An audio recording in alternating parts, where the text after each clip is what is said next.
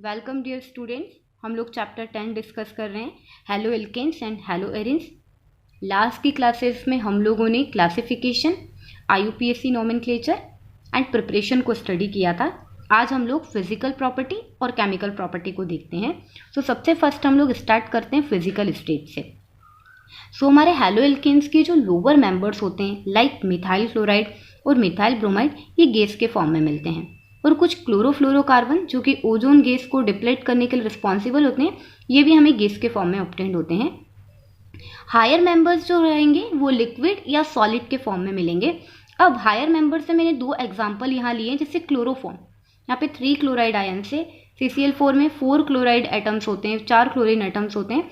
ये दोनों किस फॉर्म में मिलते हैं? क्लोरोफॉर्म और कार्बन टेट्राक्लोराइड या टेट्राक्लोरोमीथेन या ट्राइक्लोरोमीथेन, ये दोनों ही लिक्विड के फॉर्म में मिलते हैं। ठीक है, यहाँ लोअर मेंबर्स किस टाइप के होंगे? मिथाइल क्लोराइड और मिथाइल ब्रोमाइड के। इस पर हमें बहुत ज़्यादा डिस्कशन नहीं करना है। अब हम देखेंगे बॉइलिंग पॉइंट, जो हमारे डिस्कशन का मेजर टॉपिक है। बॉइलिंग पॉइंट सबसे पहले ये जानना होगा क्या होता है। Boiling point it means the temperature at which the vapour pressure of liquid is become equal to the atmospheric pressure. Such temperature is known as boiling point. That means वो temperature जिस पर लिक्विड का vapour pressure environmental pressure, atmospheric pressure के equal हो जाता है, उसे हम बॉइलिंग पॉइंट बोलते हैं। ठीक है, अब हमें हेलो एल्केन और हेलो एरिन के बॉइलिंग पॉइंट के बारे में पढ़ना है। सबसे पहले हम हेलो एल्केन के बॉइलिंग पॉइंट को उससे बने हुए हाइड्रोकार्बन से डिस्कस करते हैं। इसमें आप हेलो एरिन भी ले सकते हैं। हम जानते हैं हेलो एल्केन और हेलो एरिन दोनों ही हाइड्रोकार्बन से बने हैं, तो इनका कंपैरिजन हमें उनके पेरेंटल हाइड्रोकार्बन से करना है। हमारा टॉपिक है comparison with hydrocarbon of comparable molecular masses. जैसे हम देखते हैं कि ये हमारा कोई हाइड्रोकार्बन है और इस हाइड्रोकार्बन से हेलो एल्केन का फॉर्मेशन हुआ है। हाइड्रोकार्बन का एक मॉलिक्यूल, जैसे यहाँ देखा जाए, हाइड्रोकार्बन का एक मॉलिक्यूल दूसरे मॉलिक्यूल से जिस अट्रैक्शन फोर्स के थ्रू बाइंड रहता है, उसे कहा जाता है wander wall force. Wander walls force. That means hydrocarbon में वांडर वॉल फोर्स है। अब जब हेलो एल्केन का फॉर्मेशन होता है तो इसमें एक नया फोर्स डेवलप होता है। वांडर वॉल फोर्स तो प्रेजेंट ही होगा, एक नया फोर्स डेवलप होता है जो होता है dipole dipole interaction. It means एक RH मॉलिक्यूल दूसरे RH मॉलिक्यूल से 2 टाइप के फोर्सेस से अटैच होता है। पहला तो आपका वांडर वॉल फोर्स होगा और सेकेंड होता है यहाँ पर डाइपोल डाइपोल इंटरेक्शन। अब ये डाइपोल डाइपोल इंटरेक्शन क्या होता है? तो हम लोग जानते हैं कि यहाँ RH बॉन्ड पोलर होता है, R पर पॉजिटिव चार्ज और हैलोजन पर नेगेटिव चार्ज होता है। तो ऐसा डाइपोल दूसरे डाइपोल से जो इंटरेक्शन रखता है, जो अट्रैक्शन फोर्स उनके बीच प्रेजेंट होता है, उसे हम डाइपोल डाइपोल इंटरेक्शन बोलते हैं। हेलो एल्केन में डाइपोल डाइपोल इंटरेक्शन भी प्रेजेंट होता है। हमें क्या बात याद रखनी है सिर्फ कि हाइड्रोकार्बन में वांडर वॉल फोर्स प्रेजेंट होते हैं, वांडर वॉल इंटरेक्शन प्रेजेंट होते हैं। हेलो एल्केन और हेलो एरिन में dipole dipole interaction wander wall force के साथ प्रेजेंट होते हैं। यहाँ 2 फोर्स प्रेजेंट होते हैं। तो हमसे पूछा जाए कि इनका boiling point, halo alkane halo arene का बॉइलिंग पॉइंट इनके पेरेंटल हाइड्रोकार्बन से ज़्यादा क्यों होता है? तो हम लोग लिखेंगे due to the dipole dipole interaction. जैसे यहाँ आंसर लिखा है, their boiling points are higher than parental hydrocarbon due to dipole dipole interaction and high molecular masses.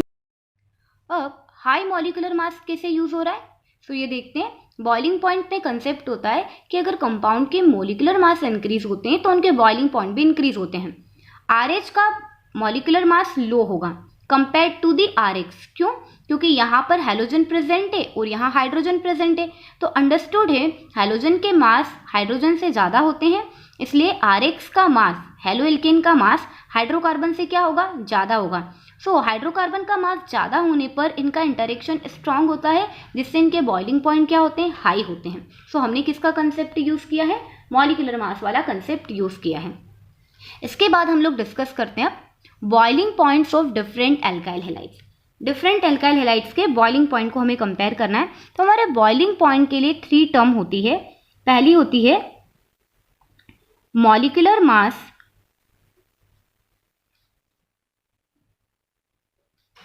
increases then boiling point increases। हमें कुछ टर्म याद करनी है कि बॉइलिंग पॉइंट किन चीज़ों से अफेक्टेड होता है। अगर मॉलिक्यूलर मास इंक्रीज होता है तो बॉइलिंग पॉइंट इंक्रीज होता है, अभी फर्स्ट में हमने पढ़ा भी था ये। सेकंड होता है चेन लेंथ इंक्रीज होती है, चेन लेंथ इंक्रीज होती है तो भी बॉइलिंग पॉइंट क्या होता है, इंक्रीज होता है। और थर्ड होता है अगर ब्रांचिंग इंक्रीज होती है तो आपके बॉइलिंग पॉइंट क्या होते हैं, डिक्रीज होते हैं। मॉलिक्यूलर मास इंक्रीज हो रहा है, सपोज किसी का मॉलिक्यूलर मास 30 था, उसके बाद वाले का 35 हो जाएगा, फिर 40 हो जाएगा। तो जैसे जैसे मॉलिक्यूलर मास इंक्रीज होंगे बॉइलिंग पॉइंट भी इंक्रीज होगा। चेन लेंथ कैसे, 2 कार्बन की चेन वाला कंपाउंड है, 3 कार्बन चेन वाला कंपाउंड है, 4 कार्बन चेन वाला कंपाउंड है। तो जैसे जैसे चेन में नंबर ऑफ कार्बन इंक्रीज होंगे बॉइलिंग पॉइंट भी इंक्रीज होंगे। क्लियर।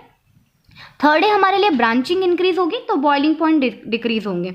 अब ब्रांचिंग कैसे, तो ब्रांचिंग दैट मीन्स कि 1 2 3 4 5, ये कैसा कंपाउंड था आपका, एक 5 चेन वाला कंपाउंड था। दैट मीन्स चेन में 5 कार्बन प्रेजेंट थे। अब यहाँ कितने प्रेजेंट हो गए, 4 कार्बन प्रेजेंट हो गए।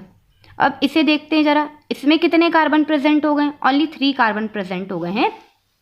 सो यहाँ 5 कार्बन की चेन है, यहाँ 4 कार्बन की चेन है और एक ब्रांच है, यहाँ 3 कार्बन की चेन है और 2 ब्रांच है। तो ब्रांचिंग इंक्रीज होने पर बॉइलिंग पॉइंट डिक्रीज होते हैं। क्यों, ब्रांचिंग इंक्रीज होने पर क्या होता है, ब्रांचिंग इंक्रीज होने पर मॉलिक्यूल जो होता है वो एक स्फेरिकल शेप में आ जाता है और स्फेरिकल शेप में होने से एक मॉलिक्यूल का दूसरे मॉलिक्यूल से इंटरेक्शन कम हो जाता है, लो इंटरेक्शन होता है वहाँ पर।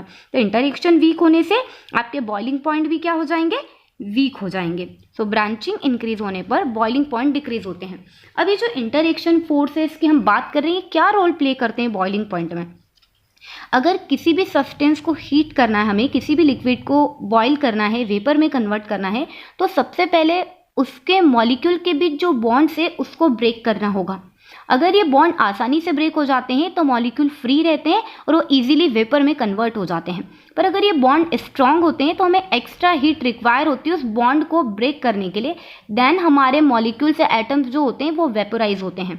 सो यहाँ पर जो इंटरमॉलिक्यूलर फोर्सेस थे वो वीक हो गए ब्रांचिंग इंक्रीज होने पर, इसलिए बॉइलिंग पॉइंट भी क्या हो गया आपका, डिक्रीज हो गया। ठीक है।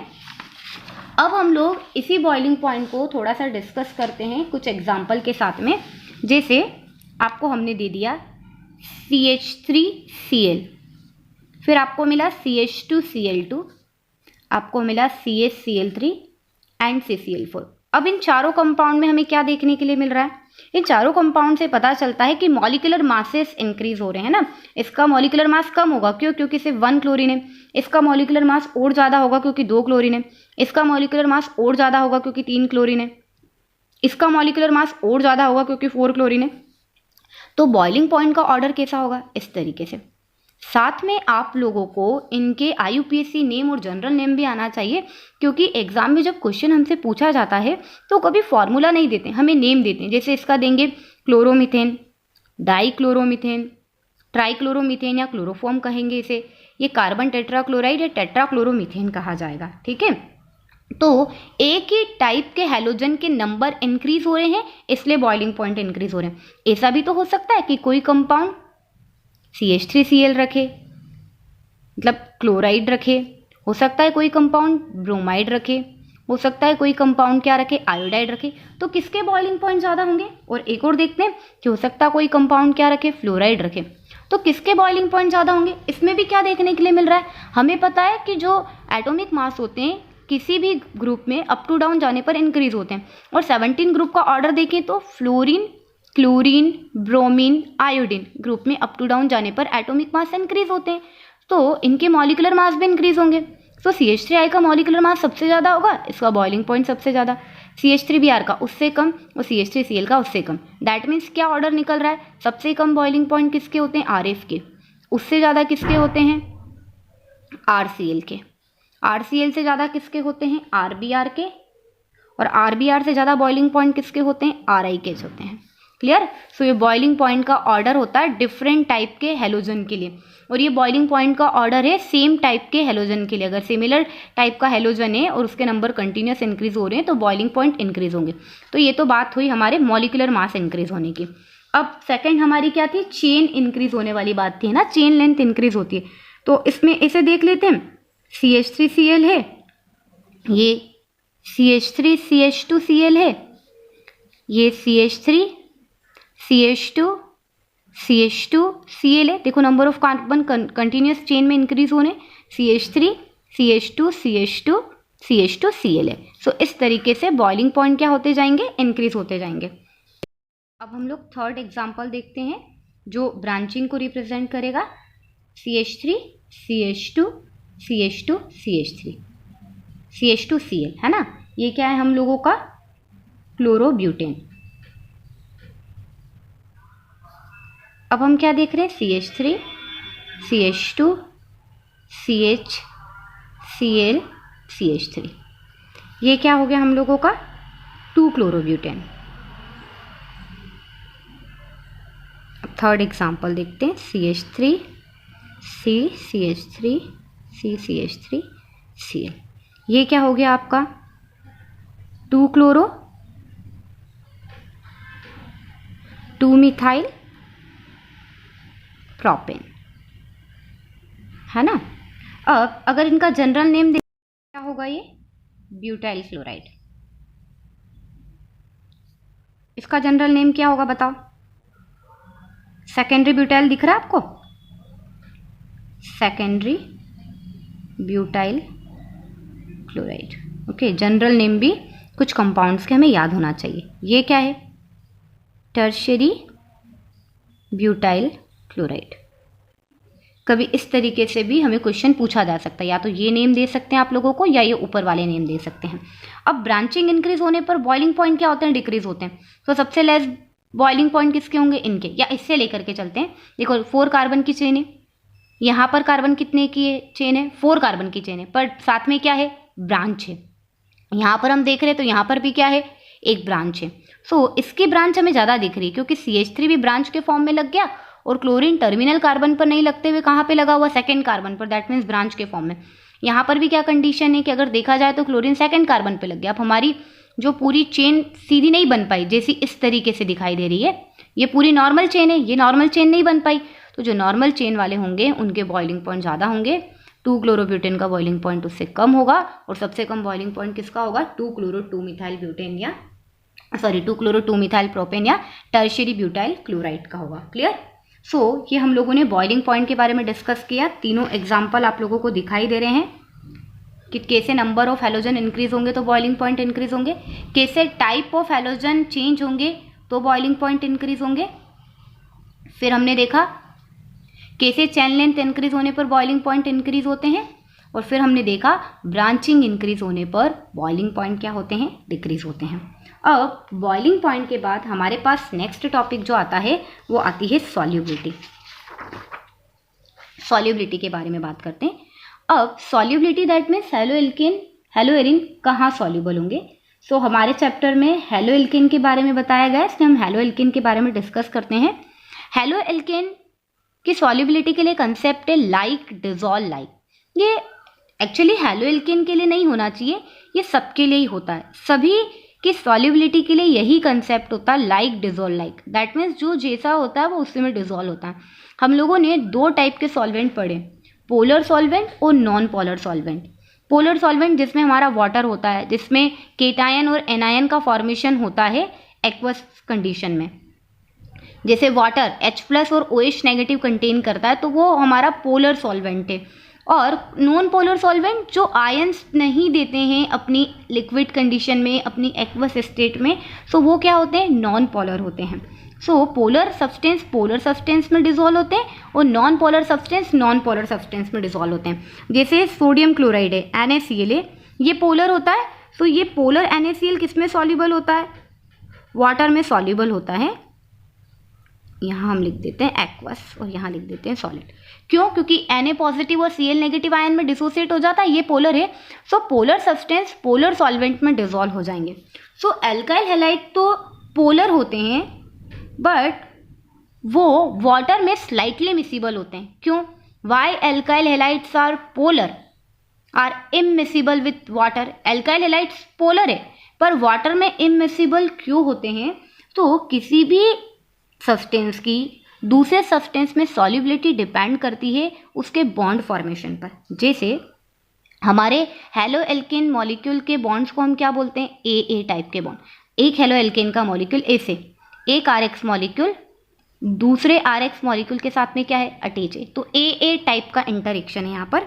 अब हमने यहाँ पर ये देख लिया वाटर, एक वाटर मॉलिक्यूल दूसरे वाटर मॉलिक्यूल के साथ हाइड्रोजन बॉन्ड से अटैच है, तो उस इंटरेक्शन को हमने क्या लिख दिया, बी इंटरेक्शन से इंडिकेट किया। अब जब इन दोनों को आपस में मिक्स करते हैं तो नया इंटरेक्शन किसके बीच बनता है, आरएक्स एंड H2O के बीच। सो ये इंटरेक्शन फोर्स, ये new interaction between hello alkane and water जो बना है वो किसके इक्वल होना चाहिए, ओल्ड इंटरेक्शन फोर्स के इक्वल स्ट्रेंथ का होना चाहिए। इस नए बॉन्ड की स्ट्रेंथ ओल्ड बॉन्ड की स्ट्रेंथ के इक्वल होना चाहिए। अगर न्यू बॉन्ड की स्ट्रेंथ ओल्ड बॉन्ड्स या ओल्ड इंटरेक्शन की स्ट्रेंथ के इक्वल होती है तो कंपाउंड सॉल्यूबल होता है। और अगर इस न्यू इंटरेक्शन फोर्स की strength old that means parental strength के इक्वल नहीं है, पेरेंटल इंटरेक्शन के स्ट्रेंथ के इक्वल नहीं है, तो सब्सटेंस सॉल्यूबल नहीं होता है। और आरएक्स और H2O का जो न्यू इंटरेक्शन होता है वो न्यू इंटरेक्शन क्या होता है, वीकर होता है, weaker then hello alkane and water interaction. देखो हेलो एल्केन वाटर इंटरेक्शन से ये न्यू इंटरेक्शन फोर्स क्या होता है, वीक होता है, इसलिए आपका हेलो एल्केन वाटर में सॉल्यूबल नहीं होता है, सिर्फ स्लाइटली सॉल्यूबल होता है। इसके लिए आंसर में हम क्या लिख सकते हैं, the new intermolecular attraction between the halo alkanes and water molecules are not as strong as in separate halo alkane and solvent water molecule. आपसे पूछा जाता है कि why alkyl halides are polar but are immiscible, ऐसा लिखना चाहिए, but इममिसिबल with water ऐसा लिखना चाहिए ना आर की जगह, but is immiscible with water. तो आप क्या लिखेंगे, new intermolecular attraction between the halo alkanes and water molecule are not as strong as in separate halo alkane and solvent water molecule. So solubility का reason क्या है, like dissolve like वाला concept है। और जो न्यू इंटरेक्शन फोर्स है वो अपने पेरेंटल इंटरेक्शन फोर्स के इक्वल स्ट्रेंथ अगर रखते हैं तो सॉल्युबल होते हैं। सो हेलो एल्केन किस में सॉल्युबल होते हैं, हेलो एल्केन ऑर्गेनिक सॉल्वेंट में सॉल्युबल होते हैं, soluble in organic solvent that means non polar solvent. क्यों, वहाँ न्यू इंटरेक्शन फोर्स की जो स्ट्रेंथ होती है वो ओल्ड इंटरेक्शन स्ट्रेंथ के क्या होती है, इक्वल होती है, इसलिए वहाँ वो सॉल्युबल होते हैं। अब हम हेलो एल्केन और हेलो एरिन की केमिकल प्रॉपर्टीज को देखते हैं। सो सबसे पहले हमें हेलो एल्केन की रिएक्शंस पढ़नी है। हेलो एल्केन की 3 टाइप की रिएक्शंस की हम स्टडी करेंगे, nucleophilic substitution, elimination reaction and reaction with metal. हम लोग सबसे फर्स्ट डिस्कस करते हैं न्यूक्लियोफिलिक सब्स्टिट्यूशन। अब न्यूक्लियोफिलिक सब्स्टिट्यूशन देखने के लिए आपको क्या देखना होगा कि हमारी जो केमिकल रिएक्शन होती है उसमें एक सबस्ट्रेट होता है, ठीक है, वो सबस्ट्रेट एक रिएजेंट से रिएक्शन करता है या उस सबस्ट्रेट पर एक रिएजेंट का अटैक होता है, और रिएजेंट के अटैक के बाद किसका फॉर्मेशन होता है, प्रोडक्ट का फॉर्मेशन होता है, कि सबस्ट्रेट पर रिएजेंट अटैक करता है और हमारे प्रोडक्ट का फॉर्मेशन होता है। सो आपका ये सबस्ट्रेट क्या होगा, आपका ये सबस्ट्रेट होगा हेलो एल्केन, ठीक है, आपका सबस्ट्रेट क्या होगा, हेलो एल्केन। और रिएजेंट हमने कैसे ले लिए, सपोज हमने टाइप ऑफ रिएजेंट ले लिए सोडियम हाइड्रोक्साइड टाइप के। अब ये रिएजेंट अपने आयंस में डिसोसिएट हुआ है, पॉजिटिव आयन में और नेगेटिव आयन में, दैट मीन्स ये इलेक्ट्रोफाइल भी जनरेट करता है और ये न्यूक्लियोफाइल भी जनरेट करता है। ऐसा फ्रेगमेंट, रिएक्शन मैकेनिज्म का ऐसा फ्रेगमेंट जिसपे पॉजिटिव साइन आए और जो अटैकर हो वो इलेक्ट्रोफाइल हो सकता है, जिस पर नेगेटिव साइन आए रिएजेंट का वो क्या होता है, न्यूक्लियोफाइल होता है। सो अब जो फ्रेगमेंट यहाँ से या जो रेडिकल यहाँ से इस सबस्ट्रेट पर दैट मीन्स आपके CH3Cl पर अटैक करता है, आपकी केमिकल रिएक्शन उसी टाइप से कही जाती है। सो अगर न्यूक्लियोफाइल अटैक करेगा तो उस रिएक्शन को हम कहेंगे न्यूक्लियोफिलिक रिएक्शन। और इस रिएक्शन में क्या होता है, सब्स्टिट्यूशन होता है। कैसे, कि यहाँ से जो न्यूक्लियोफाइल है वो हैलोजन की प्लेस पर चला जाता है और हैलोजन उसकी प्लेस पर आ जाता है। So it will be CH3OH and NaCl। So nucleophile के थ्रू होने वाला सब्स्टिट्यूशन क्या कहा जाता है? न्यूक्लियोफिलिक सब्स्टिट्यूशन कहा जाता है। क्लियर है? न्यूक्लियोफाइल के थ्रू होने वाला सब्स्टिट्यूशन क्या होगा? Nucleophilic substitution. और ये न्यूक्लियोफाइल कहाँ से आया है? हमने केमिकल रिएक्शन में जो रिएजेंट लिए हैं उस रिएजेंट से न्यूक्लियोफाइल जनरेट हुआ है। ये रिएजेंट सबस्ट्रेट पर अटैक करके हमें प्रोडक्ट देते हैं।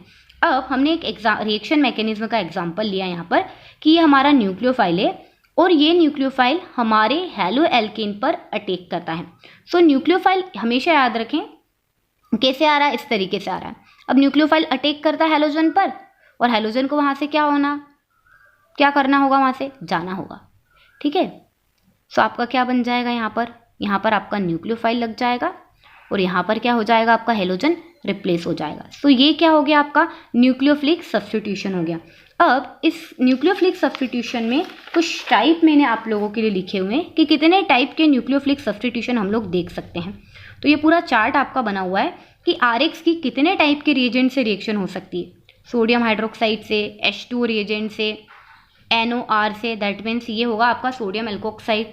अमोनिया से कर सकता है, potassium cyanide, AgCN, sodium iodide, lithium aluminium hydride, potassium nitride, silver nitride और RCOAG, दैट मीन्स आपका सिल्वर एसीटेट। क्लियर? इतने टाइप के जो रिएजेंट है इससे आपके RX में न्यूक्लियोफिलिक सब्स्टिट्यूशन पॉसिबल है। क्या देख रहे हैं हम लोग? Nucleophilic substitution. सो ये रिएजेंट मैंने यहाँ पर लिखे हुए हैं। अब रिएजेंट में से हमें देखना है कि न्यूक्लियोफाइल कौन सा होगा। अब यहाँ पर क्या होगा? OH नेगेटिव न्यूक्लियोफाइल होगा। वो OH नेगेटिव इस पर अटैक करेगा और किसका फॉर्मेशन करेगा? ROH। X वहाँ से चला गया। क्लियर? X Na के साथ में चला गया है। अब RX किससे रिएक्शन कर रहा है? H2 से। सो आपसे पूछे H2 का न्यूक्लियोफाइल क्या होता है? H2 का न्यूक्लियोफाइल भी H2 ही होता है। ठीक है। फिर बाद में रिएक्शन मैकेनिज्म से एक H+ वहाँ से निकल जाता है।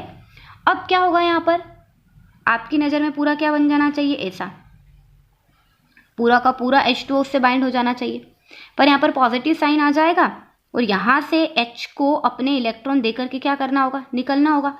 सो फाइनल प्रोडक्ट तो आपका क्या मिलेगा? ROH। तो आप सीधा भी क्या याद रख सकते हैं कि H2O में से OH यहाँ पर आ गया है और H बाहर चला गया है, सो HX के फॉर्म में बाहर हो गया। आप सीधा ROH भी याद कर सकते हैं, बट एक्चुअल प्रोसीजर क्या हुआ? X निकला और पूरा H2O बाइंड हुआ। ऑक्सीजन सिर्फ 2 ही बॉन्ड रखता है, यहाँ 3 बॉन्ड होने पर उस पर क्या आ गया? प्लस चार्ज आ गया। अब हाइड्रोजन ने क्या करा? अपने इलेक्ट्रॉन दे करके प्रोटॉन के फॉर्म में वो निकल गया है, ROH बन गए। अब इसके पास इसके 2 लोन पेयर हैं। ठीक।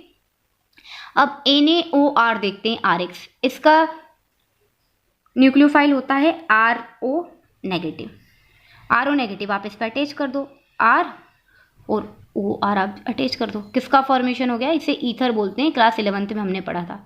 पिछले 2 एग्जाम्पल में अल्कोहल का फॉर्मेशन हो रहा है, यहाँ पर ईथर का फॉर्मेशन हो रहा है। अब NH3 है, तो NH3 के लिए अटैकिंग रिएजेंट आपका क्या होगा? NH3 के लिए भी अटैकिंग रिएजेंट NH3 होता है, जैसे यहाँ हुआ था। फिर एक हाइड्रोजन निकल जाएगा, मैं डायरेक्ट लिख देती हूँ, RNH2 बनेगा। आप क्या मान करके चलें कि यहाँ से एक X और यहाँ से एक H मिल करके क्या निकाल देते हैं? HX निकाल देते हैं। बट एक्चुअल में क्या होगा? RNH3। मैं यहाँ लिख भी देती हूँ, ये बनता कैसे? ऐसे अमोनियम आयन बनेगा। फिर यहाँ से क्या होगा? H अपने इलेक्ट्रॉन देकर के क्या बना देगा? RNH2 बना देगा। इसलिए हमने सीधा क्या लिख दिया? RNH2। अब KCN देखते हैं, तो KCN के केस में क्या? सीधा CN नेगेटिव यहाँ पर न्यूक्लियोफाइल होता है, RCN का फॉर्मेशन हो जाएगा, KCN बाहर निकल जाएगा।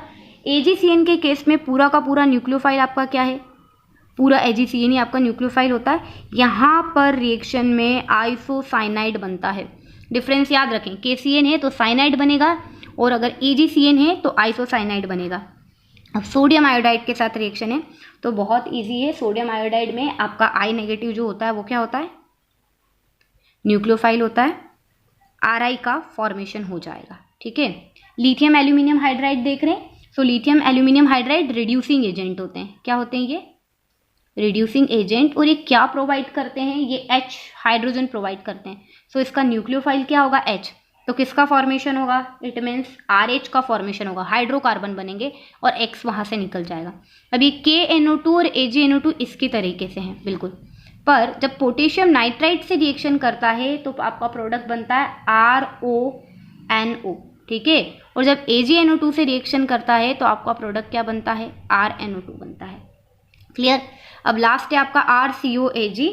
सो यहाँ पर आपका RCOO नेगेटिव न्यूक्लियोफाइल होता है और किसका फॉर्मेशन हो जाएगा, RCOO, R का फॉर्मेशन हो जाएगा। अगर मैं इसे R प्राइम से इंडिकेट कर देती हूँ तो ये देखो RCO पार्ट पूरा ये है और वहाँ से जो R था वो इस तरीके से हमने यहाँ पर अटैच कर दिया है।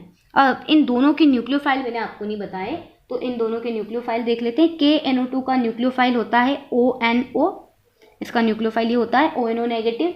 और यहाँ पर जो हमारा AgNO2 होता है उसका न्यूक्लियोफाइल ये होता है AgON डबल बॉन्ड O, ठीक है, या AgONO भी आप लिख सकते हैं। क्लियर। तो इस टेबल के थ्रू हमने देख लिया है टोटल कितने टाइप के न्यूक्लियोफिलिक सब्स्टिट्यूशन हमारे सिलेबस में दिए हुए हैं पूरे। इससे ज़्यादा कुछ भी वेरिएशन नहीं आएगा। अब हमसे पूछा जाए एग्जाम में कि हमको दे दिया CH3Cl और CH3Cl की रिएक्शन उनने दे दी H2O से, क्या बनेगा, तो हम लोग जानते हैं CH3OH बनेगा प्लस HCl बाहर निकलेगा। हमको दे दिया CH3CH2Cl को अमोनिया से ट्रीट करो, क्या बनेगा, CH3CH2NH2 प्लस HCl बनेगा। सो ये न्यूक्लियोफिलिक सब्स्टिट्यूशन रिएक्शन हमने देखी कुछ example. Now we see the mechanism of nucleophilic substitution reaction. Nucleophilic substitution reaction की जो मैकेनिज्म है वो 2 टाइप की होती है। सबसे फर्स्ट हम देखेंगे सब्स्टिट्यूशन न्यूक्लियोफिलिक बाइमॉलिकुलर, या इसे बाइमॉलिकुलर न्यूक्लियोफिलिक सब्स्टिट्यूशन भी कहा जाता है और इसे हम एब्रीवेशन के फॉर्म में एक्सप्रेस करते हैं SN2। सब्स्टिट्यूशन का S, न्यूक्लियोफाइल का N एंड बाइमॉलिकुलर के लिए 2। दैट मीन्स ऐसी मैकेनिज्म हमें देखनी है जिसमें रिएक्शन की इंपॉर्टेंट स्टेप में 2 मॉलिक्यूल पार्टिसिपेट करते हैं। इंपॉर्टेंट स्टेप, किसी भी रिएक्शन का इंपॉर्टेंट स्टेप कौन सा होता है, किसी भी रिएक्शन का जो स्लो स्टेप होता है वो उसका इंपॉर्टेंट स्टेप होता है। उसके स्लो स्टेप में जितने मॉलिक्यूल पार्टिसिपेट करेंगे उस टाइप से हम उसके मैकेनिज्म का नेम डिसाइड करेंगे। जैसे हमारा मैकेनिज्म है सब्स्टिट्यूशन न्यूक्लियोफिलिक बाइमॉलिकुलर, इट मीन्स इसके रेट डिटरमाइनिंग स्टेप में या रिएक्शन मैकेनिज्म को डिसाइड करने वाले स्टेप में कि हमें क्या प्रोडक्ट ऑब्टेन्ड होगा, उसमें 2 मॉलिक्यूल पार्टिसिपेट करते हैं, इसलिए इसे हम बोलते हैं बाइमॉलिकुलर न्यूक्लियोफिलिक सब्स्टिट्यूशन। सो इस SN2 मैकेनिज्म में क्या होता है, तो इस SN2 मैकेनिज्म में आपका जो न्यूक्लियोफाइल होता है, सपोज हमने न्यूक्लियोफाइल ले लिया है OH, OH हमारा क्या है यहाँ पर न्यूक्लियोफाइल। ये जो न्यूक्लियोफाइल होगा ये हैलोजन के अपोजिट साइड से आता है। जैसे ये हमारा क्या है, हैलो एल्केन है, ठीक है, ये आप लोगों का हैलो एल्केन है और यहाँ हमने लिख दिया Cl। सो जहाँ भी हैलोजन होगा हैलोजन के अपोजिट साइड से न्यूक्लियोफाइल अटैक करेगा। अब यहाँ क्या होता है कि न्यूक्लियोफाइल का अटैक होने पर न्यू बॉन्ड का फॉर्मेशन होगा। जैसे हम कार्बन से देखें, सो वो बॉन्ड कंप्लीटली फॉर्म नहीं होता है और जो ओल्ड बॉन्ड है वो भी कंप्लीटली ब्रेक नहीं होता है और ये bond as it is carbon के प्रेजेंट ही है।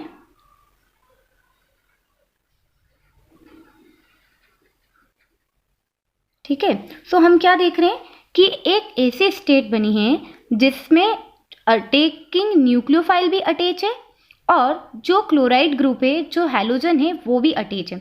होना क्या चाहिए कि हैलोजन को यहाँ से जाना चाहिए और हाइड्रोक्साइड को वहाँ पर अटैच होना चाहिए, न्यूक्लियोफाइल को अटैच होना चाहिए। पर यहाँ पर हम क्या देख रहे हैं, एक ऐसी कंडीशन है जिसमें न्यूक्लियोफाइल कंप्लीटली कार्बन से कनेक्ट नहीं हो पाया है, कंप्लीट बॉन्ड नहीं बन पाया है और क्लोरीन जो कि वहाँ पर लिविंग ग्रुप है, लिविंग ग्रुप क्लोराइड वहाँ से कंप्लीटली डिसोसिएट नहीं हो पाया। सो ये कैसी कंडीशन है, ये एक इंटरमीडिएट कंडीशन होती है। This is A intermediate state होती है।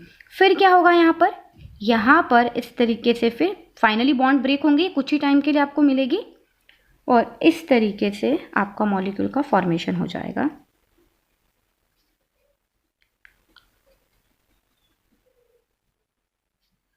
और यहाँ से क्लोराइड क्या हो जाएंगे, एलिमिनेट हो जाएंगे। तो क्या देख रहे हैं हम, न्यूक्लियोफाइल हैलोजन के अपोजिट डायरेक्शन से अटैक करता है, इंटरमीडिएट स्टेट का फॉर्मेशन करता है, देन वो क्या बनाता है, लास्ट आपको फाइनल प्रोडक्ट देता है। अब रिएक्टेंट और प्रोडक्ट दोनों को कंपेयर करो। रिएक्टेंट का कॉन्फ़िगरेशन में 3 हाइड्रोजन इस साइड है, जबकि प्रोडक्ट के कॉन्फ़िगरेशन में 3 हाइड्रोजन उसके अपोजिट साइड पर है। यहाँ पर कॉन्फ़िगरेशन पूरा क्या हो गया, इन्वर्ट हो गया है।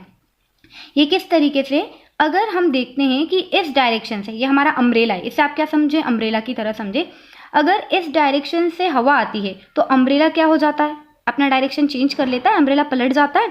सो उसी तरीके से हुआ है कि जैसे ही OH नेगेटिव यहाँ पर आया, ये तीनों हाइड्रोजन ने अपनी पोजीशन को क्या कर लिया, यहाँ से चेंज कर लिया। सो SN2 मैकेनिज्म में रिएक्टेंट और प्रोडक्ट के कॉन्फ़िगरेशन में कंप्लीट चेंज होता है। प्रोडक्ट कॉन्फ़िगरेशन रिएक्टेंट कॉन्फ़िगरेशन का अपोजिट होता है, इसलिए इस कॉन्फ़िगरेशन को कहा जाता है invert configuration. Clear, this is the invert configuration. ये कहाँ मिलेगा हमें, SN2 मैकेनिज्म में मिलेगा। अब इस SN2 मैकेनिज्म में हमें देखना है स्लो स्टेप कौन सा है, तो ये इसका क्या है, स्लो स्टेप। और स्लो स्टेप में कितने मॉलिक्यूल पार्टिसिपेट कर रहे हैं, 2 मॉलिक्यूल। ये कौन सा स्टेप है इसका, फास्ट है। तो स्लो स्टेप में जितने मॉलिक्यूल पार्टिसिपेट करते हैं उसी पर बेस्ड हम मैकेनिज्म का नेम रखते हैं। So this is substitution nucleophilic bimolecular या बायमॉलिकुलर न्यूक्लियोफिलिक सब्स्टिट्यूशन रिएक्शन। अब हमें क्या देखना है, इस मैकेनिज्म को प्राइमरी, सेकेंडरी और टर्शियरी एल्काइल हैलाइड पर एप्लीकेबल करना है। तो हम लोग देखते हैं reactivity order of primary, secondary and tertiary halide by SN2। So हमारे पास में क्या बने हुए हैं, प्राइमरी, सेकेंडरी और टर्शियरी एल्काइल हैलाइड हमने बना दिए। देखिए अभी सबसे पहले इसी के बारे में बात करी थी हमने, ये हमारे मिथाइल टाइप का रेडिकल है या हमारे मिथाइल टाइप का कंपाउंड है। अब सेकेंड आपके सामने जो लिखा हुआ है वो प्राइमरी एल्काइल हैलाइड है। Primary alkyl halide that means ये ऐसा है, इसे इस तरीके से समझे, CH3 CH2X हो गया है प्राइमरी, क्योंकि इससे एक अल्काइल ग्रुप अटैच है। अब सेकंड वाले को आप किस तरीके से समझेंगे, CH3 CH CH3X सेकेंडरी हो गया ये। और इसे हम किस तरीके से समझें कि ये क्या हो गया, आपका टर्शियरी हैलाइड हो गया। तो आपने मिथाइल टाइप के एल्काइल हैलाइड ले लिए, प्राइमरी एल्काइल हैलाइड ले लिए, सेकेंडरी एल्काइल हैलाइड लिया, टर्शियरी एल्काइल हैलाइड लिया। अब इन एल्काइल हैलाइड में हमें देखना है कि कौन सा एल्काइल हैलाइड SN2 में फास्ट रिएक्शन करता है। देखो न्यूक्लियोफाइल का अटैक हो रहा है, यहाँ पर न्यूक्लियोफाइल का अटैक अपोजिट डायरेक्शन में होता है। तो न्यूक्लियोफाइल को अटैक करने के लिए क्या चाहिए, वहाँ पर स्पेस। अब हम मिथाइल वाले एग्जाम्पल में देखें कि ऐसा हेलो एल्केन जो सिर्फ मिथाइल ग्रुप को कंटेन करता है, उसमें ईजिली न्यूक्लियोफाइल अप्रोच कर जाता है। न्यूक्लियोफाइल को CX के कार्बन पर अटैक करना है, इसलिए न्यूक्लियोफाइल को इस पर अप्रोच करना है और वो अप्रोच अपोजिट डायरेक्शन से होती है। तो वहाँ इतनी स्पेस होनी चाहिए कि न्यूक्लियोफाइल कार्बन पर अटैक कर पाए। अब सेकंड एग्जांपल में हम देखते हैं, यहाँ भी हमारा न्यूक्लियोफाइल आ रहा है, बट यहाँ पर एक मिथाइल ग्रुप ऐड हो गया। उस मिथाइल ग्रुप ने थोड़ा सा क्या क्रिएट कर दिया, वहाँ पर हिंड्रेंस क्रिएट कर दिया। इसे बोलते हैं स्टेरिक हिंड्रेंस क्रिएट करना। सो स्टेरिक हिंड्रेंस क्रिएट कर दिया, जिससे न्यूक्लियोफाइल को अब थोड़ा कम रास्ता मिल पा रहा है जाने के लिए। सो उसकी अप्रोच थोड़ी सी क्या हो गई है, कम हो गई है। अब यहाँ देखते हैं, फिर से न्यूक्लियोफाइल आना चाहता है। अब इस बार कितने अल्काइल ग्रुप ऐड हो गए, 2 अल्काइल ग्रुप। एक इस तरीके से जो स्पेस को कवर कर रहा है, एक इस तरीके से स्पेस को कवर कर रहा है। अब न्यूक्लियोफाइल के पास और कम क्या है, क्योंकि न्यूक्लियोफाइल भी साइज में बड़ा होता है। यहाँ हमें छोटा सा दिखाई दे रहा है, बट एक्चुअल में उसकी साइज बड़ी होती है। मिथाइल देखो तो पूरा स्पेस ही स्पेस था, इजीली न्यूक्लियोफाइल एंटर कर जाएगा। यहाँ पर न्यूक्लियोफाइल के लिए थोड़ी स्पेस कम हो गई, और यहाँ देखें तो न्यूक्लियोफाइल के लिए और स्पेस कम हो गई। अब थर्ड एग्जाम्पल में देखो कैसे आएगा न्यूक्लियोफाइल, 3 अल्काइल ग्रुप वहाँ पर ऐड हो गए। सो न्यूक्लियोफाइल के लिए तो पूरा ब्लॉक ही बंद हो गया है। इतना स्टेरिक हिंड्रेंस हो गया है कि न्यूक्लियोफाइल कार्बन पर अटैक ही नहीं कर पा रहा है, अप्रोच ही नहीं कर पा रहा है। सो यहाँ अगर हम रिएक्टिविटी देखें प्राइमरी, सेकेंडरी और टर्शियरी एल्काइल हैलाइड की, ये प्राइमरी, सेकेंडरी और टर्शियरी एल्काइल हैलाइड की, तो SN2 के अकॉर्डिंग क्या होंगे, टर्शियरी सबसे लेस रिएक्टिव है। उससे ज़्यादा रिएक्टिव कौन है, सेकेंडरी, और उससे भी ज़्यादा रिएक्टिव कौन होते हैं, प्राइमरी। सो टर्शियरी हेलो एल्केन सबसे लेस रिएक्टिव होते हैं SN2 में, फिर सेकेंडरी हेलो एल्केन ज़्यादा रिएक्टिव होते हैं, और सबसे ज़्यादा रिएक्टिव कौन होते हैं? Primary halo alkane. Primary halo alkane या प्राइमरी एल्काइल हैलाइड सबसे ज़्यादा रिएक्टिव होते हैं, क्योंकि न्यूक्लियोफाइल वहाँ पर क्या कर पाता है? इजीली अप्रोच कर पाता है। सो यहाँ पर हम लिखेंगे वाई प्राइमरी एल्काइल हैलाइड या halo alkane are most reactive and tertiary alkyl halides are more लिखना चाहिए, क्योंकि उससे ज़्यादा और मिथाइल का होता है ना, are more reactive and tertiary alkyl halides are least reactive. Tertiary alkyl halide least reactive क्यों है? सो आंसर आपको लिखना होगा primary alkyl halide less steric hindrance is there, less steric hindrance is there, so nucleophile easily approach to carbon, but in tertiary alkyl halide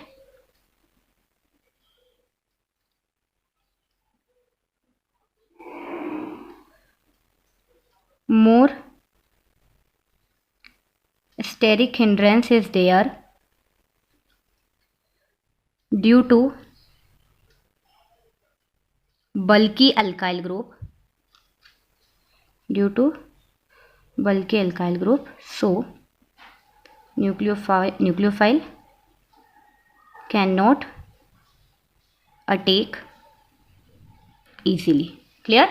हमें लिखना होगा कि primary alkyl halide easily reactive क्यों होते हैं, बहुत ज़्यादा रिएक्टिव क्यों होते हैं? क्योंकि प्राइमरी एल्काइल हेलाइड में स्टेरिक हिंड्रेंस नहीं होता है, कोई बल्की ग्रुप प्रेजेंट नहीं होता है। जबकि टर्शरी एल्काइल हेलाइड में क्या होता है? तो टर्शरी एल्काइल हेलाइड में स्टेरिक हिंड्रेंस बहुत ज़्यादा होता है। टर्शरी एल्काइल हेलाइड में 3 बल्की ग्रुप प्रेजेंट होते हैं, बल्कि एल्काइल ग्रुप प्रेजेंट होते हैं, जो न्यूक्लियोफाइल को कार्बन तक पहुंचने नहीं देते हैं। न्यूक्लियोफाइल की अप्रोच कार्बन तक नहीं हो पाती है, इसलिए आपके टर्शरी हेलो एल्केन क्या होते हैं? लेज रिएक्टिव होते हैं। रीज़न पूछा जाता है तो इस तरीके से आप लोगों को वहाँ पर लिखना है। सो ये हो गई हम लोगों की SN2 मैकेनिज्म। अब SN2 मैकेनिज्म के बाद हम लोग डिस्कस करने वाले हैं प्राइमरी वाली रिएक्शन, सब्स्टिट्यूशन न्यूक्लियोफिलिक यूनिमोलिकुलर, या इसे क्या भी कहा जाता है? जैसे हमने SN2 देखी है ना, ऐसे ही अब हमें SN1 भी देखना है। Substitution nucleophilic unimolecular, that means ऐसी रिएक्शन जिसमें स्लो स्टेप में एक ही मॉलिक्यूल पार्टिसिपेट करेगा, या इसे ऐसा भी कहा जाता है यूनिमोलिकुलर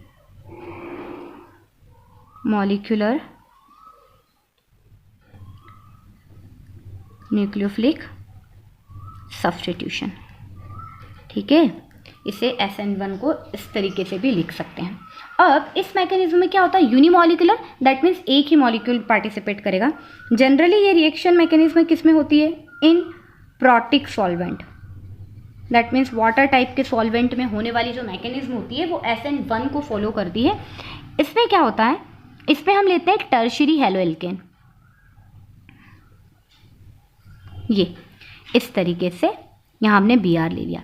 तो टर्शरी हेलो एल्केन की फर्स्ट स्टेप में क्या होगा? ये रिवर्सिबल स्टेप होती है। यहाँ से जो ब्रोमाइड होते हैं वो आयन डिसोसिएट हो जाते हैं और किसका फॉर्मेशन करते हैं? कार्बोकेटायन का फॉर्मेशन करते हैं। सो आपका ये कार्बोकेटायन बनता है।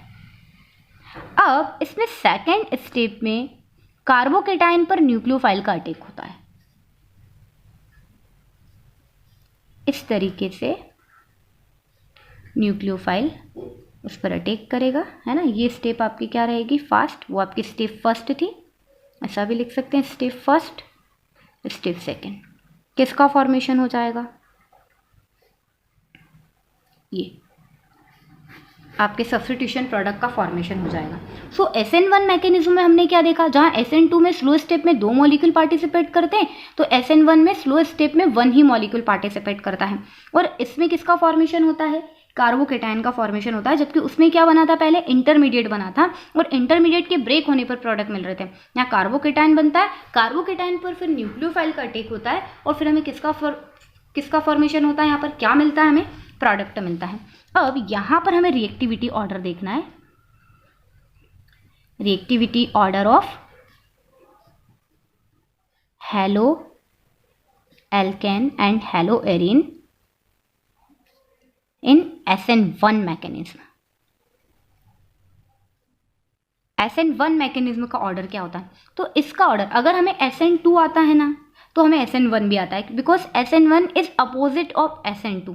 क्लियर है, तो दोनों में से एक को याद रखना है, सो सेकंड ऑटोमेटिक लर्न हो जाएगा। अब यहाँ ऑर्डर क्या होता है, तो मैं आप लोगों के सामने टर्शरी, सेकेंडरी, प्राइमरी सारे हेलो एल्केन लिख देती हूँ। ये हमारा टर्शरी है, ये सेकेंडरी हेलो एल्केन है, ये प्राइमरी हेलो एल्केन है। अब ये किस मैकेनिज्म को फॉलो करता है, इसके मैकेनिज्म में कार्बोकेटाइन का फॉर्मेशन होता है। ठीक है, अब यहाँ हम लोग जानते हैं कि कार्बोकेटाइन का स्टेबिलिटी ऑर्डर क्या होता है, स्टेबिलिटी ऑर्डर ऑफ कार्बोकेटाइन। क्या स्टेबिलिटी ऑर्डर होता है कार्बोकेटाइन का, प्राइमरी, उससे ज़्यादा सेकेंडरी और सबसे ज़्यादा स्टेबल कौन होते हैं, टर्शरी कार्बोकेटाइन। दैट मीन्स ये ऐसा ही होता है ना कार्बोकेटाइन, उसके बाद सेकेंडरी एंड देन क्या होगा आपका प्राइमरी। तो सबसे ज़्यादा रिएक्टिव कौन होते हैं, सबसे ज़्यादा स्टेबल कौन होते हैं, टर्शरी कार्बोकेटाइन। और जो सबसे ज़्यादा स्टेबल होता है ना रिएक्शन मैकेनिज्म में, उसी का प्रोडक्ट हमें मेजर क्वांटिटी में ऑब्टेन होता है, उसी की रिएक्टिविटी भी बाद में ज़्यादा होती है, क्योंकि वो स्टेबल था। इसलिए अगर हमारा रिएक्टेंट स्टेबल है, दैट मीन्स हमारा इंटरमीडिएट स्टेबल है, और अगर इंटरमीडिएट स्टेबल हो गया, रेडिकल स्टेबल हो गया, तो उसी से प्रोडक्ट का फॉर्मेशन होगा आगे। सो अब रिएक्टिविटी ऑर्डर SN1 में जरा देखते हैं हम लोग। टर्शरी कार्बोकेटाइन का फॉर्मेशन होगा यहाँ पर, जैसे ही हेलोजन ब्रेक होगा यहाँ पर सेकेंडरी कार्बोकेटाइन बनेगा और यहाँ प्राइमरी कार्बोकेटाइन। तो जो कार्बोकेटाइन स्टेबल होता है वही हमें क्या देगा, मैक्सिमम इल्ड देगा प्रोडक्ट की, इसलिए उसी की रिएक्टिविटी क्या होगी, सबसे ज़्यादा। तो टर्शरी कार्बोकेटाइन सबसे ज़्यादा रिएक्टिव होते हैं SN1 में, देन सेकेंडरी होते हैं और देन प्राइमरी। तो टर्शरी हेलो एल्केन, इसलिए टर्शरी हेलो एल्केन सबसे ज़्यादा रिएक्टिव हो गया, देन सेकेंडरी हेलो एल्केन उससे कम रिएक्टिव है, और सबसे कम रिएक्टिव हेलो एल्केन कौन सा आपका, प्राइमरी हेलो एल्केन। ये किस पर भी एप्लीकेबल होगा, आपके हेलो एरिन पर भी same to same order applicable होने वाला है। क्लियर है। अब हमसे पूछा जाए एग्जाम में, why tertiary halo alkane are more tertiary halo alkanes are more reactive in SN1 mechanism, तो हम लोग क्या बोलेंगे, due to the stability of carbocation, because in tertiary haloalkane tertiary carbocation is formed and we know that tertiary carbocation is more stable, so tertiary haloalkane is more reactive for SN1 mechanism।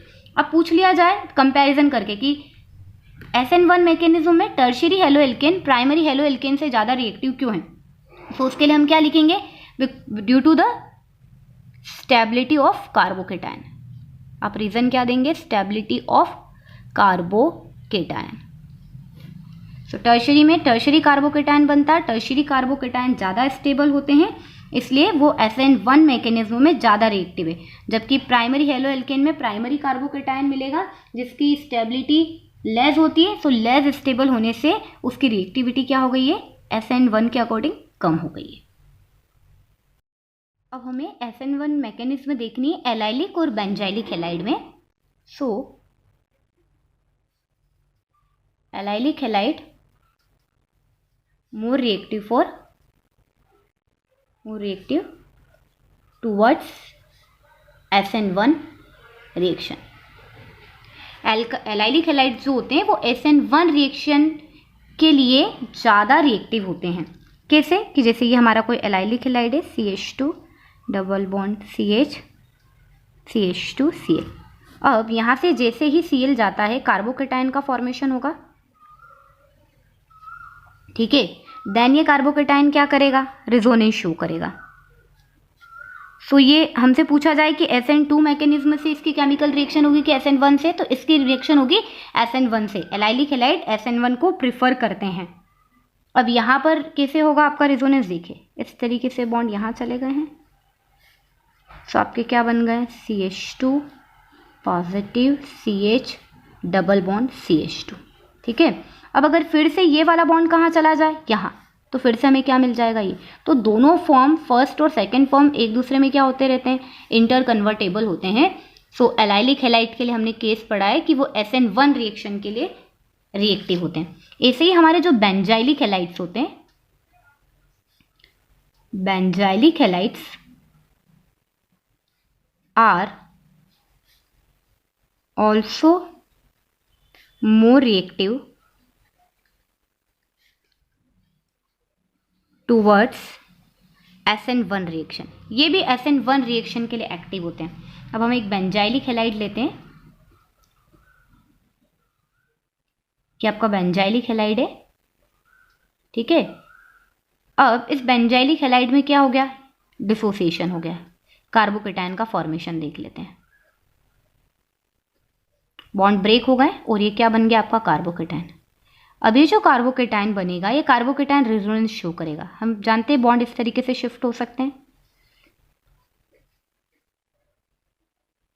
तो फिर bond अगर यहां से गए तो यहाँ plus charge आ जाएगा, यहाँ पे डबल बॉन्ड का फॉर्मेशन हो गया, ओके। फिर ये बॉन्ड आगे शिफ्ट हो जाएंगे। क्लास 11th में हम लोगों ने रेजोनेंस सीखा था। अब आपका पॉजिटिव चार्ज यहाँ शिफ्ट हो गया। अब नेक्स्ट मोमेंट में क्या होगा, ये बॉन्ड यहाँ शिफ्ट हो जाएंगे और आपका पॉजिटिव चार्ज यहाँ आ जाएगा। इस तरीके से हम लोगों का पॉजिटिव चार्ज क्या हो रहा है, डिफरेंट रिजोनेटिंग स्ट्रक्चर में सर्कुलेट हो रहा है, डीलोकलाइज्ड हो रहा है। सो जो बेंजाइलिक हैलाइड होते हैं वो भी क्या प्रेफर करते हैं, SN1 रिएक्शन को प्रेफर करते हैं, क्योंकि SN1 रिएक्शन के थ्रू उनमें कार्बोकेटाइन बनते हैं जो रेजोनेंस के थ्रू स्टेबलाइज हो जाते हैं। अब अगर हमें कॉमन ऑर्डर देखना है, सपोज हमारा जो एल्काइल हैलाइड है वो कैसे हैं, डिफरेंट हैलोजन को कंटेन करते हैं, तो उसके लिए हमें रिएक्टिविटी देखनी है। सो हम लोग देखेंगे reactivity order for reactivity order in case of both SN1 and SN2। SN1 और SN2 दोनों ऑर्डर सेम टू सेम होते हैं। किस पर सेम टू सेम होते हैं, RI पर। RI सब SN1 हो या SN2 हो, ज़्यादा रिएक्टिव होगा, उससे कम आपका क्या होगा, RBr, उससे कम RCl, और उससे कम रिएक्टिव कौन होंगे, लेस रिएक्टिव RF। सो अगर हमें डिफरेंट टाइप के हैलोजन के बारे में बात करनी है न्यूक्लियोफिलिक सब्स्टिट्यूशन की, तो चाहे वो SN1 मैकेनिज्म हो या SN2 मैकेनिज्म हो, उसका रिएक्टिविटी ऑर्डर क्या होगा, RI, then RBr, then RCl, then RF। Clear. अब यहाँ हमसे पूछा जाता है कि RI क्यों ज़्यादा रिएक्टिव है RBr या RCl से, तो हम लोग लिखेंगे कि RI, बिकॉज यहाँ पे जो RI का बॉन्ड होता है उसका रीज़न ये है, RI बॉन्ड इतना बड़ा है और अगर RCl को देखें तो इतना बड़ा है, इस बॉन्ड को ब्रेक करना आसान है। सो यहाँ इसे कहा जाता है because iodine is better leaving group, वहाँ से जाना इजीली पसंद करता है, because iodine is better leaving group. और अगर आप ये नहीं लिखना चाहते हैं because iodine is better leaving group, so हम सिंपल लैंग्वेज में लिख सकते हैं because RI bond is longer than RBr, RCl and RF, so it easily dissociate, so it highly reactive। जो बॉन्ड आसानी से ब्रेक हो जाते हैं वो हाईली रिएक्टिव होते हैं। और दूसरी तरीके से उस सब के लिए हम एक सिंगल वर्ड क्या बोल रहे हैं, because iodine is better leaving group, उसका मीनिंग यही है। क्लियर। सो ये हमने SN1 और SN2 पढ़ा है। अब इस SN1 और SN2 में हम कुछ क्वेश्चन सॉल्व करते हैं। अब आपके सामने ये एक एग्जाम्पल है, इन दोनों में से आपको बताना है, चलो यहाँ लिखते हैं एंड बताओ SN1 और SN2 दोनों में से कौन ज़्यादा रिएक्टिव है, आयोडीन वाला मोर रिएक्टिव।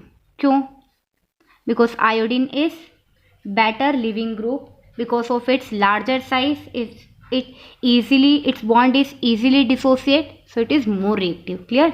अब आपके लिए लिख दिया मैंने जैसे।